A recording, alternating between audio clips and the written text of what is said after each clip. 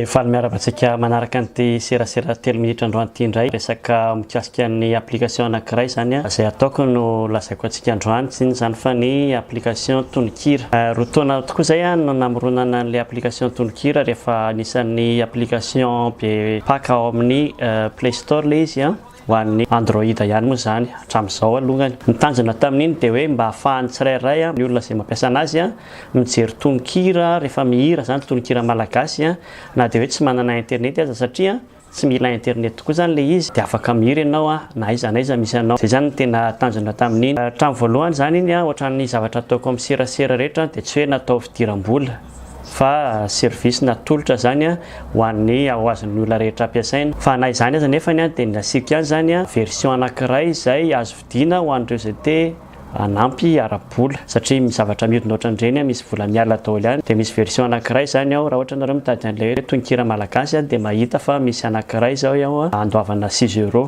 fanampiana ho an'ireo izay afaka manao an'izany. Fa raha ohatra moa zany ka tsy afaka manao an'izany ianao dia misy version anankiroa hafa ny iray mila code dia ny iray tsy mila code. Ny version anankiray mila code zany tsy misy publicité tsy misy dokam-barotra fa isam-bolana dia misy code alaina ao amin'ny sitany tononkira.serasera.org. Isaka voalohany volana zany dia mangataka code vaovao indray izy. Dia taty aoriana indrindra nefa be da be le ankizy zany miteny hoe sahirana amin'ilay maka code isam-bolana. Toy izany hoe tsy maninona ary zany fa anao version anankiray tsy misy code dia misy version anankiray indray koa zany tsy mila code fa téléchargenao amin'ny voalohany fotsiny izy dia avy eo tsy mila mampiditra code zany ianao. Fa iny indray zany misy dokam-barotra.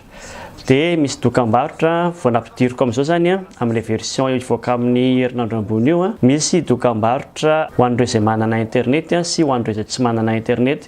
Izay moa tsy nampisalasala tamin'ilay dokam-barotra hoe ahoana ary zany ny dokam-barotra raha ohatra ka olona tsy manana internet ianao dia tsy misy dokam-barotra hitranga mihitsy eo. Fa nahita hevitra ihany zany hoe azo asiana dokam-barotra ihany koa na dia ilay tsy mampiasa internet azany dokam-barotra mikasika ny zavatra misy any Madagasikara, mikasika na orinasa na olon-tsotra na manao zavatra tiana aseho any Madagasikara. Dia ankoatran'izay moa zany dia tsy sasatra ako misaotra an'ireo olona izay mpampiditra tononkira ao amin'ny tononkiraserasera.org io. Ianao koa raha ohatra ka misy hira fantatrao fa mbola tsy ao dia azonao ampidirina satria namana mitovy amintsika daholo ihany mampiditra an'ilay tononkira ao anatin'ny site mandeha amin'ny site hoe tononkira.serasera.org fotsiny zany dia afaka mampiditra.